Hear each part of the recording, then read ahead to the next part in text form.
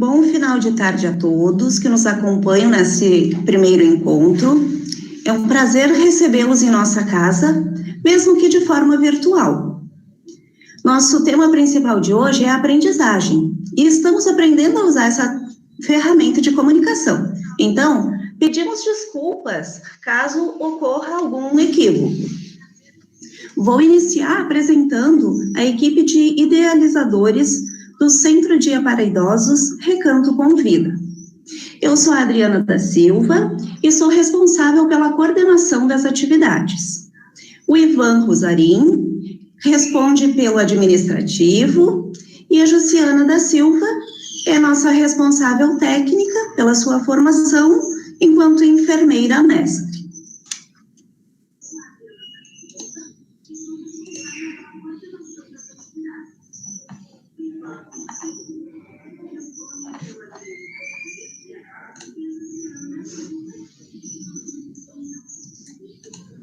Existir é aprender a viver.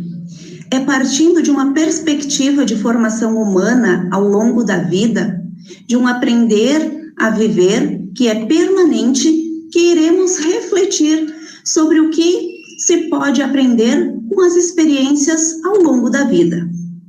Esse tema não é novo, ao contrário, já esteve presente em muitas culturas, em diferentes épocas da história. Nossa reflexão de hoje terá como cenário inicial a tragédia grega, partindo da obra de Sófocles.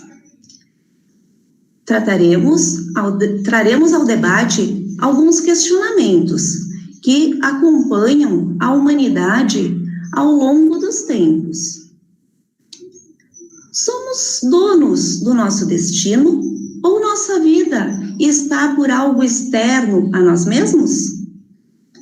Como sabermos se estamos fazendo as escolhas certas na vida?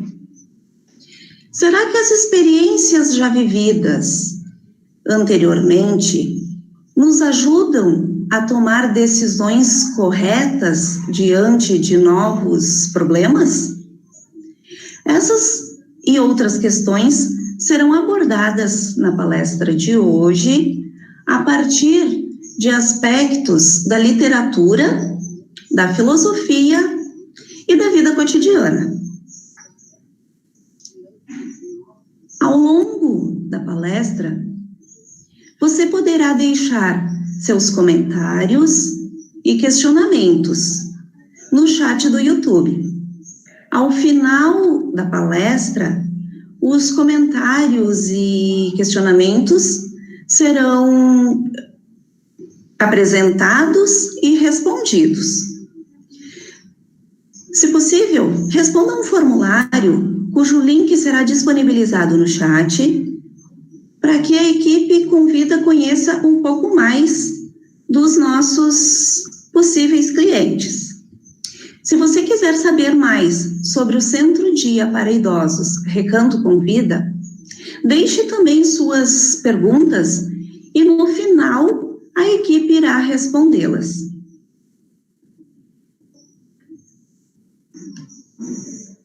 Passo a palavra então ao professor Dr. Vanderlei Carbonara, professor de Filosofia da Universidade de Caxias do Sul.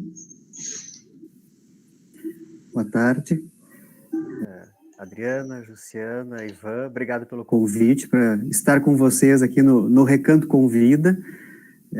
É bom falar de recanto, é bom falar de vida, de convivência, da vida que convida a viver. E o desafio é de conversarmos um pouco hoje sobre isso, né, que foi anunciado. Essa ideia de um aprender a viver, não como uma etapa específica, mas realmente como uma ideia de uma existência, como algo que nos acompanha a vida inteira. Eu vou fazer um ajustezinho técnico de tela aqui para nós começarmos essa etapa aqui, deixar a equipe aí um pouco mais confortável, sem precisar ficar aparecendo tão explicitamente ali. Então, só troca, eu vou fazer uma troca aqui. Pronto. Vocês vão me ver pouquinho diferente, eu dou um descanso na imagem aí da Adriana, da Jussiana e do Ivan. Bom, gente, o que eu preparei aqui para a gente pensar um pouquinho sobre a nossa existência humana, sobre a nossa formação humana. Às vezes, quando nós falamos da atenção ao idoso, é claro que, por justiça, nos vem, num primeiro momento, a reflexão, as questões que envolvem a saúde, especialmente do período que nós estamos vivendo, um período de pandemia, um período em que a saúde ela é posta em evidência por uma necessidade, mas, independente disso, sempre é um assunto, e também as questões ligadas à assistência da população idosa. Mas também não podemos esquecer que em todas as etapas da vida, seja quando falamos dos bebezinhos, até quando falamos das pessoas mais idosas, nós somos seres humanos em formação. Nós somos existência em formação. A nossa vida, ela é sempre um projeto inacabado. Nós não nascemos prontos e também podemos viver 70, 80, 90, 100, 120, quiçá seja 200 anos de vida e não teremos concluído o nosso projeto de vida. A existência ela é um projeto sempre inacabado. É da condição humana a nossa finitude. Nós somos seres finitos e por isso somos sempre um projeto inacabado. E ciente desse nosso inacabamento, que não é uma falta como algo que teria que ter, mas esse inacabamento é justamente aquilo que nos coloca no movimento da existência humana, é aquilo que nos coloca na vida. Nós vivemos porque não acabamos. Isso nos coloca na perspectiva de um contínuo aprender a viver. Nós aprendemos a viver quando crianças, nós aprendemos a viver quando jovens, nós aprendemos a viver quando adultos, nós aprendemos a viver quando velhos, nós aprendemos a viver inclusive quando a vida se esvai de nós. Continuamente nós estamos sempre aprendendo a viver. E é dentro dessa perspectiva de uma formação da existência, uma formação ao longo da vida, de uma educação permanente, que eu quero trazer alguns pontos de reflexão aqui para nós pensarmos hoje. O ponto de partida, não exatamente como algo que vai ser diretamente analisado, mas como um pano de fundo, é uma obra literária, que nos vem de uma sabedoria muito antiga. Sófocles, que era um tragediógrafo grego, e aí nos reportamos a 5 séculos antes de Cristo, então faz bastante tempo, estamos falando de uma tradição aí de 2.500 anos praticamente. Dentre as suas obras nós temos uma trilogia, um conjunto de 3 tragédias, que é conhecido como trilogia tebana. Nós temos o Édipo Rei, depois nós temos o Édipo em Colono, e ela finaliza com a Antígona. E o Édipo é um personagem muito rico na cultura helênica. Ele vai habitar várias narrativas e várias abordagens. O Sófocles é um herdeiro de uma grande tradição, inclusive Ésquilo, que o antecedeu, também escreve a obra sobre o contexto de Tebas, em que Édipo é o grande protagonista desse processo, e Sófocles vai tematizar. Mas não é apenas uma historinha contada, porque é muito bacana ver como eram as tragédias no mundo grego. Vamos nos reportar 25 séculos atrás, quando não tinha televisão, quando não tinha cinema, quando menos ainda tivesse internet, WhatsApp, Facebook ou qualquer outro entretenimento, em que ir à praça e assistir à representação de uma tragédia era um grande evento social. Mas, diferentemente do que talvez nós conheçamos hoje, em que nos domingos à tarde se possa ligar a televisão e ter algum tipo de entretenimento, de passatempo, quer seja com jogo de futebol ou algum destrambelhado gritando "Ô louco meu" a tarde inteira, a tragédia grega não tinha função de entretenimento. A tragédia grega era um rito educacional e religioso.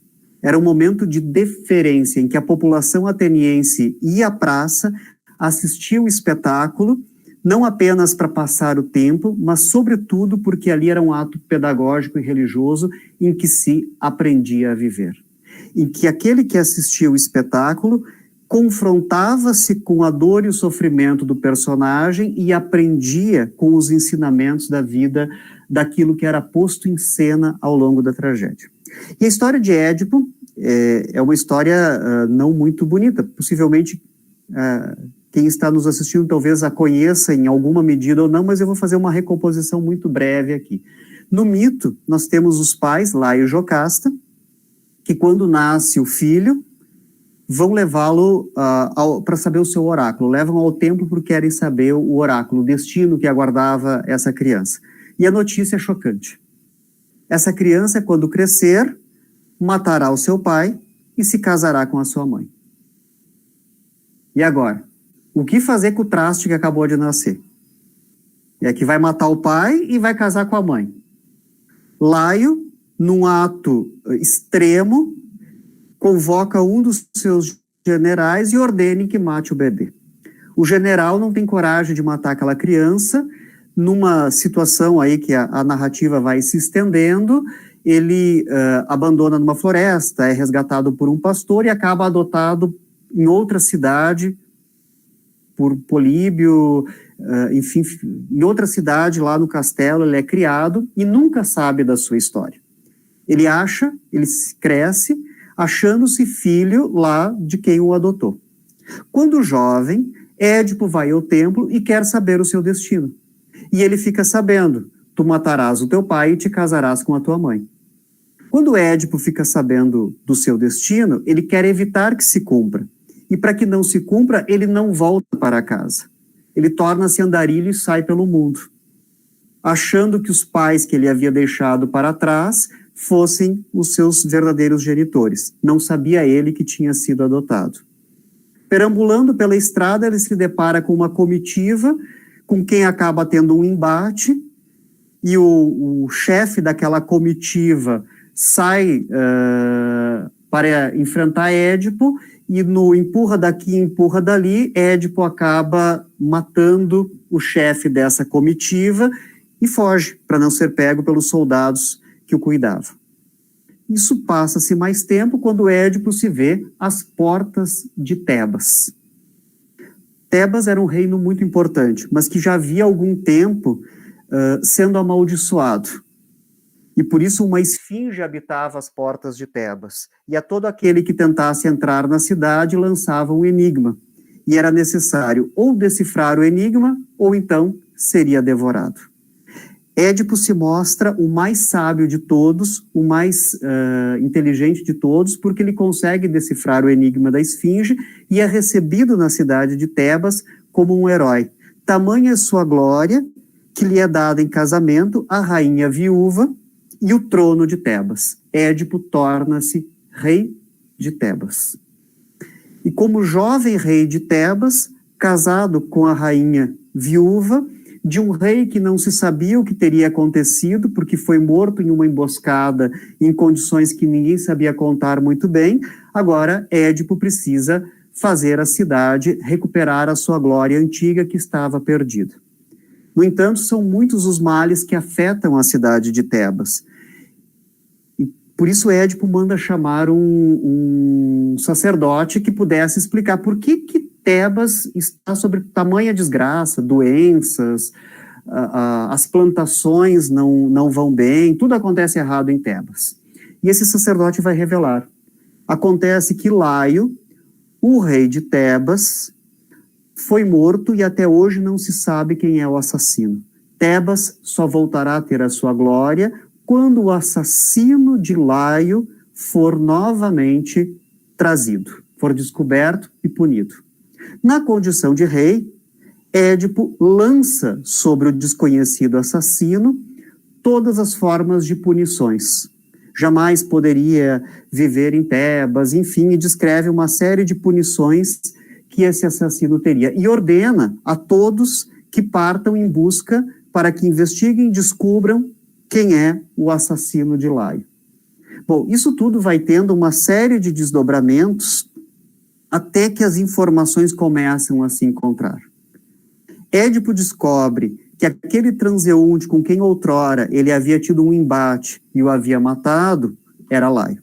Mas não apenas descobre que era Laio, descobre que ele, Édipo, não era filho legítimo de Políbio, mas tinha sido adotado.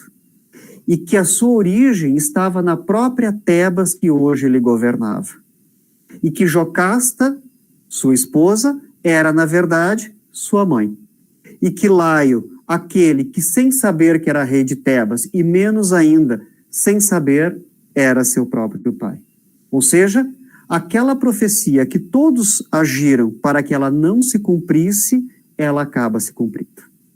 Édipo assassina o próprio pai, sem ter consciência que o fizera, casa-se com a própria mãe, sem ter consciência que o fizera. Isso, obviamente, cria um grande embaraço. E Édipo, então, se vê agora refém da sua imprudência, da sua falta de discernimento, da sua falta de sensatez. Ele não soube discernir adequadamente os acontecimentos que estavam à sua frente. Esse jovem Édipo, ele se mostra impulsivo, inconsequente, afoito nas suas tomadas de decisões. E agora ele precisa fazer cumprir sobre si mesmo tudo quanto ele jurara fazer com o assassino de Laio. E por isso ele se pune, enfim, com uma série de punições, mas uma delas é o exílio. Ele próprio se condena a não viver em Tebas, que no contexto grego é uma punição muito grande. O exílio é uma das maiores punições, ser um expatriado, ser mandado para fora da sua pátria, da sua terra, é uma das maiores punições que se pode dar a alguém. E aí ele sai no Édipo em Colono, que é a segunda parte da tragédia.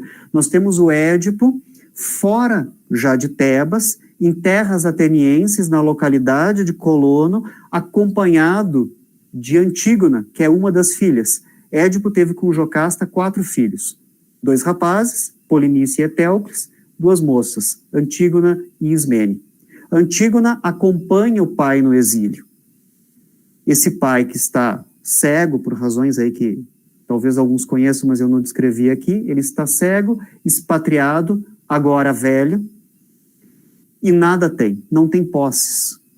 Só tem ao seu próprio corpo para perambular pelo mundo. Ele vai buscar nessa localidade de Colono a hospitalidade de quem receba o estrangeiro. E agora, é o Édipo velho, que precisa dar conta de todas as suas experiências vividas desde a infância, desde a juventude, para aprender a viver de um outro modo que não é aquele modo que ele havia pensado que viveria. Vejam a questão que se coloca. Édipo passa por toda a experiência da dor e do sofrimento. Os gregos usam uma expressão para isso, patei matos, aprender pelo sofrer. Não porque o sofrimento em si signifique aprendizagem, porque o sofrimento em si só nos produz dor. O sofrimento não é bom, não é um elogio ao sofrimento. Mas uma vez que na vida não nos seja possível deixar de sofrer, porque por vezes, infelizmente, o sofrimento nos assola, mesmo que não o queiramos, mesmo que tentemos evitá-lo, pode ser por uma doença, pode ser por uma escolha errada na vida, enfim, por N fatores. Uma vez que se mostre que não podemos fugir ao sofrimento, não podemos fugir à dor, o que nos resta agora é aprender com a experiência da dor. E essa aprendizagem que se dá a partir da experiência da dor é aquela que, na perspectiva da obra de Sófocles, é a que nos forja como seres humanos fortes e capazes de enfrentar as novas situações que surgem. E é isso que acontece com Édipo. Édipo, velho, fraco, cego, expatriado, sem posses, apenas sustentado por uma jovem filha que lhe serve de bengala, e vai usar em algum momento essa expressão, ele sequer consegue caminhar sem o apoio da filha Antígona, precisa tomar uma série de decisões, mas agora é um Édipo que torna-se sábio, prudente, com sensatez para as novas decisões, porque ele soube elaborar tudo aquilo que o sofrimento lhe trouxe ao longo da vida. Veja, não basta sofrer.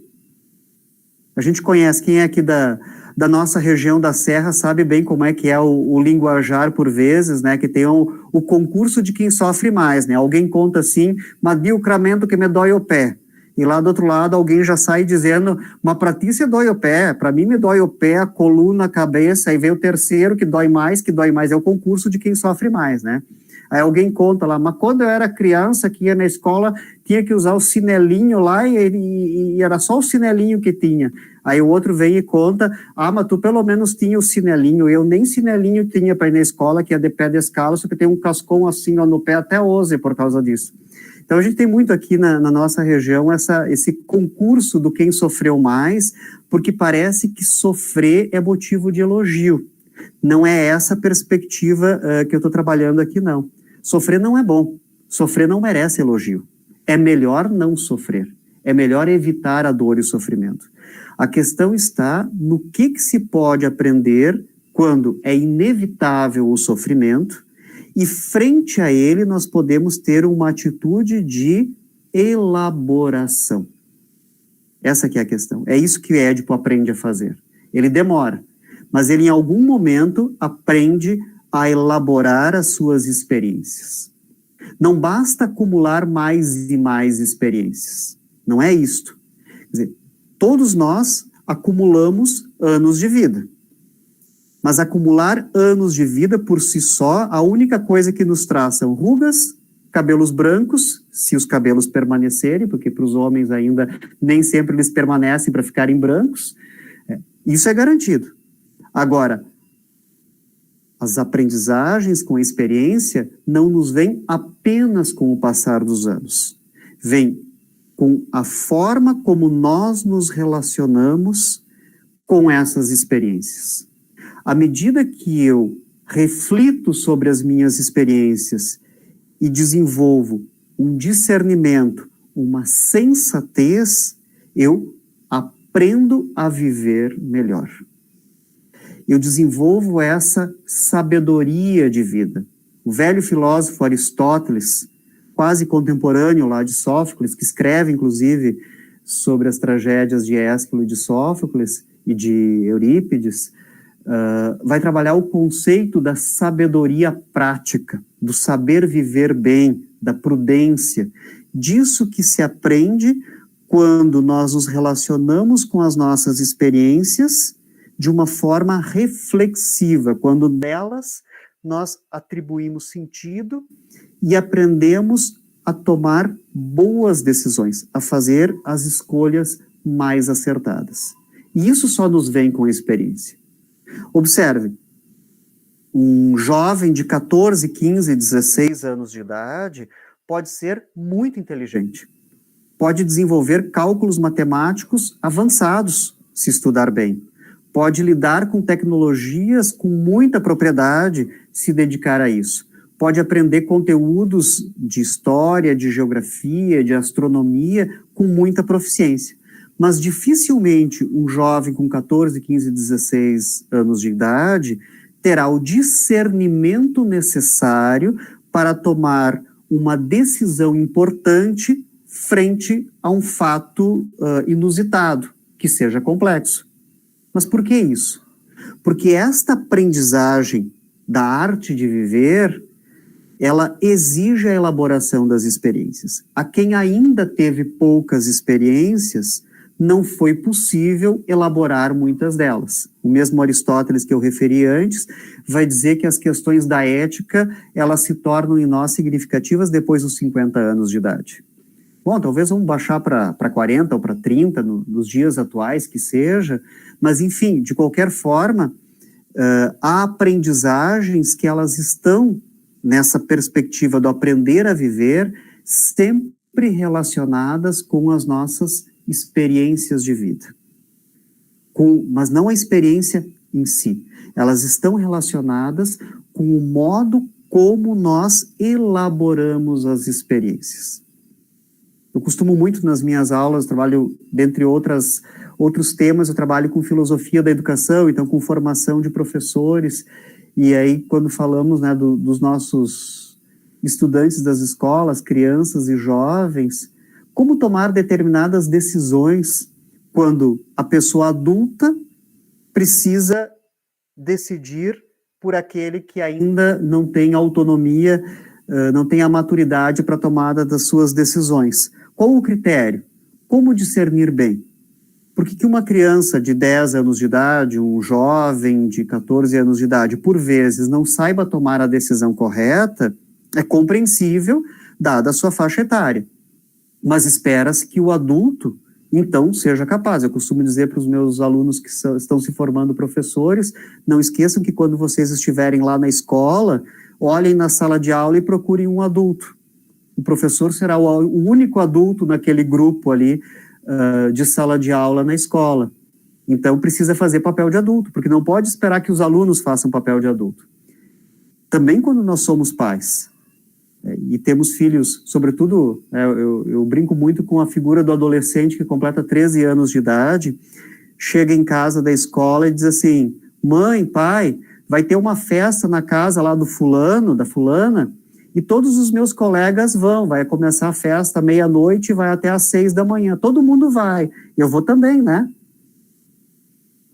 O que responder para isso? Eu brinco que tem uma lista de respostas. A primeira, tu não é todo mundo, enfim, vem uma série de respostas. Mas a questão é que todas as outras experiências de pais que precisaram responder para os seus filhos com 13 anos de idade, se pode ou não pode ir na festa, não servem como regra para aquela situação. São muitas as situações na vida em que as nossas tomadas de decisões, elas precisam avaliar aquela condição própria, irrepetível do momento vivido. E aí que a elaboração das experiências se mostra um critério de primeira importância. O discernimento, a sensatez, essa sabedoria de poder dizer o melhor, de dar a melhor resposta. Talvez tenha que dizer para o filho de 13 anos de idade, sim, nós vamos juntos na festa na casa do teu amigo. Mas essa não é uma regra, essa não é a resposta padrão. Seja qual for, é para aquela pessoa com o seu nível de maturidade, no contexto em que está inserido, etc., etc., que fará com que seja sempre uma resposta diferente, que seja sempre uma decisão que só se aplica àquela situação. Por vezes também, ao longo das nossas experiências de vida, nós somos um pouco tentados a querer tomar as nossas experiências como padrão. É o famoso no meu tempo. No meu tempo, no meu tempo, no meu tempo, no meu tempo. Como se o meu tempo fosse outro que não este que eu vivo. É como se estivéssemos presos à memória de um passado que já não está mais à nossa disposição. É que aquilo que eu tive de oportunidade de aprender na vida, que eu tive de experiência, vale como minha experiência. Ela é só minha. Dizer, né, o nosso bom sermão que se dá, dizendo, se você tivesse passado pelo que eu passei, etc., etc., etc., é só um sermão que ele entra aqui, sai aqui, e por que ele não é significativo? Porque a outra pessoa não viveu as experiências que eu vivi. Essa é a grande questão. A outra pessoa vive outras experiências, e tudo quanto eu queira passar das minhas experiências, por si só, não vale. É claro que aqui nós temos o fato de recorrer às tragédias gregas tem um porquê. A arte é um modo de construir experiências que podem ser vivenciadas pelo apreciador da obra de arte. A literatura, a música, o cinema, o teatro, a dança, enfim, as artes em geral, têm essa possibilidade de nos promover experiências em que eu posso me deparar com o sofrimento do personagem e tamanha forma de construção, de perspicácia do autor, ali eu posso, de fato, fazer um exercício de aprendizagem. Isso os gregos já sabiam. Por isso que as tragédias tinham uma importância tão grande naquele contexto em que isso se produzia ali, com essa grande força ali que foi se colocando. Tem um autor contemporâneo que eu tenho dedicado uma atenção bastante grande a ele, que não vou discorrer longamente, é só para mencionar, é Hans-Georg Gadamer. Ele escreve em 1960 esse texto aqui, Wahrheit und Methode, mas não se preocupem que tem a versão em português, tá? Verdade em Método, publicado pela editora Vozes. Dentre os conceitos aqui que Gadamer vai explorar, nós temos o conceito de experiência, muito fortemente. Ele vai a Sófocles, ele vai a Aristóteles, ele revisa esses grandes autores e vai trazer um elemento extremamente importante. Ele diz que aquela experiência que é mais significativa na nossa formação do bem viver, do aprender a viver, é a experiência da negatividade. É aquela experiência frente à qual eu tenho que fazer algum tipo de enfrentamento. Veja, na educação das crianças, é extremamente importante a experiência da negatividade. Dentre as coisas mais importantes que uma mãe e um pai precisam saber dizer para um filho, para uma filha, mas é preciso saber dizer do modo certo, da maneira certa, é dizer não. Quando se diz não o tempo inteiro, ele não significa nada. Quando se diz não na hora errada, cria confusão. Quando nunca se diz não, se cria um destrambelhado que depois acha que pode tudo e não tem responsabilidade alguma. A interdição, aquele não oportunamente dito, no momento correto, do modo correto, produz uma tal experiência da negatividade que cria a necessidade de um enfrentamento de si mesmo. Não necessariamente o enfrentamento do outro, mas é o enfrentamento de si mesmo para uma afirmação de si. Mas isso não é apenas na educação de crianças ou na educação de jovens. Isso nos acompanha ao longo da vida.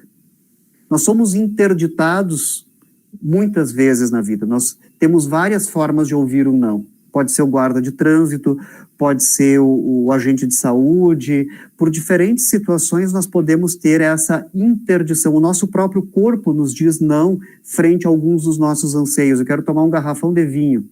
O meu corpo vai me dizer não. Se eu tomar um garrafão de vinho, eu vou ter problemas.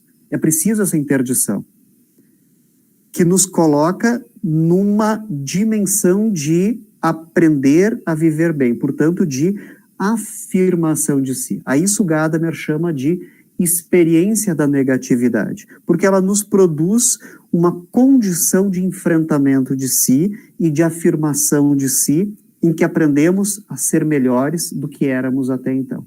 Por quê? Ele vai colocar um segundo ponto muito interessante. Acontece que essa experiência da negatividade, eu posso enfrentá-la de duas maneiras. A primeira é com teimosia. Então eu tenho uma interdição e eu nego a interdição o tempo inteiro. Bom, eu não saio do lugar. Mas a segunda não é a da teimosia. A segunda é a da abertura. Ou seja, do acolhimento. Quando eu acolho aquela condição de interdição, de negatividade, de finitude, porque é isso, sermos humanos é sermos finitos. Se não fôssemos finitos, nós seríamos anjos, deuses, super-heróis, alguma outra coisa, mas somos humanos, somos finitos. Quando eu me dou conta da finitude, dessa interdição da própria existência, e o faço com abertura, eu faço da minha experiência uma oportunidade de aprender com esta e com as experiências futuras. O que de melhor se aprende com uma experiência é estar aberto a novas experiências. É a não determinação da vida. É a vida que não está estática. É a vida que permanece ativa. É a vida que permanece em construção. É a existência que permanece como possibilidade de aprimoramento humano contínuo. E é isso, o próprio Gadamer, este mesmo autor que estou comentando aqui, o próprio Gadamer vai chamar depois de uma pessoa experimentada. Uma pessoa experimentada é uma pessoa que não só acumulou experiências ao longo da vida, mas que soube elaborar essas experiências ao longo da vida. E desenvolve a sua serenidade. Como é bom poder conversar com uma pessoa que tem uma longa trajetória de vida e que, frente às situações em que os demais ficam batendo cabeça, sem saber o que fazer, tem o discernimento, tem a sensatez para conseguir apontar um caminho àqueles que ainda não conseguem encontrar. A aprendizagem ao longo da vida, ela vai desenvolvendo uma sabedoria, um modo de se relacionar com a vida que torna a vida mais leve, que torna a vida menos encrencada, que torna a vida não sem problemas, continua tendo problemas, os problemas continuam sendo sérios, mas que coloca uma perspectiva de serenidade que permite avaliar e agir muito melhor. É um aprender a agir, ou seja, aprender a fazer as escolhas certas, aprender a decidir bem para que as ações depois não sejam motivo de arrependimento. Qual a diferença? Aquele que é muito impetuoso, é o jovem Édipo, toma decisões rápidas e depois se arrepende quando vê as consequências dos seus atos. No campo empresarial é muito comum as pessoas dizerem, tem que tomar decisões rápidas. É desejável, mas mais importante do que a decisão rápida é a decisão certa. Porque se a decisão for rápida, mas não for certa, as consequências serão ruins. É preciso tomar decisões, sobretudo, sábias. Uma decisão sábia é aquela que, quando eu tomo, eu já sei de antemão que eu não vou me arrepender das consequências que dela se desdobrarem. O aprender a viver traz essa possibilidade. Não que exista o momento da formatura, de receber o diploma, você aprendeu a viver, porque a nossa vida se encerra antes que recebamos sempre esse diploma. Mas é isso que nós nos aprimoramos ao longo da vida. É isso que nos coloca numa perspectiva de um viver bem, de um viver cada vez mais com qualidade e com reflexão. Eu queria trazer um pouco essas chaves de leitura e de reflexão aqui, né, que não é nenhum tipo de ensinamento diretivo, porque possivelmente muitos dos que nos assistem agora são mais velhos e mais vividos do que eu, mas são provocações reflexivas com essa tradição que eu busco aí ao longo aí dos séculos que nos chegam, com a literatura do Sófocles, com a filosofia do Gadamer, alguma coisa rapidamente que eu mencionei do Aristóteles, para nós podermos pensar um pouco juntos. Então está ali à disposição o chat do ladinho no YouTube. Quem quiser pode colocar ali se quiser deixar um comentário, se quiser até mesmo fazer alguma pergunta para seguir essa conversa um pouco mais, fico à disposição de vocês. Passo a palavra ali de novo agora para a equipe do Centro Dia conduzir esse momento de diálogo. Vou mudar um pouquinho aqui o layout da tela para ver de novo o pessoal aí na tela. A Jussiana, a Adriana e o Ivan vão voltar para a tela agora.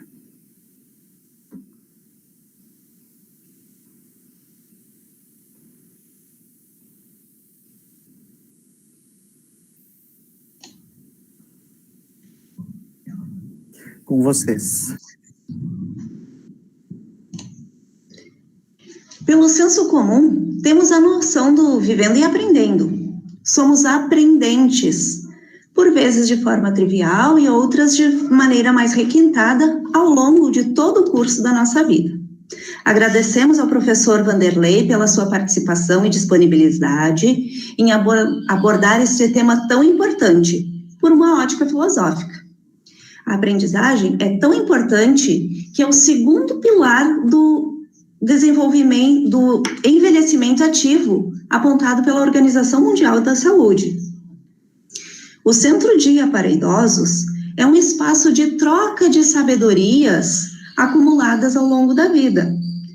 E também um espaço de aprendizagem, porque envelhecer também é um processo de aprendizagem.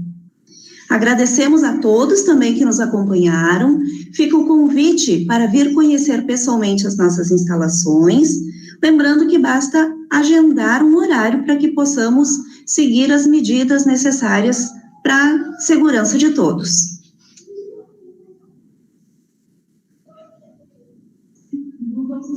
Nós recebemos uma pergunta sobre o funcionamento do centro-dia de idosos durante esse período de pandemia.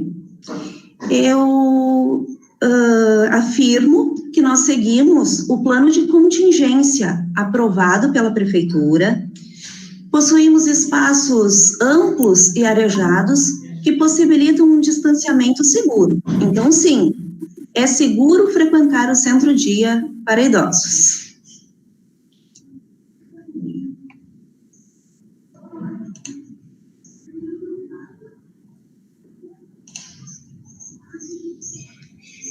Então, acho que só tenho a agradecer a todos que nos acompanharam. A palestra ficará disponível em nosso canal do YouTube. Também, mais informações vocês podem encontrar em nossas redes sociais, em nosso site. Agende uma visita e venha conhecer o nosso espaço. Teremos um enorme prazer em recebê-los. Deixa eu aproveitar, Adriana, que eu dei uma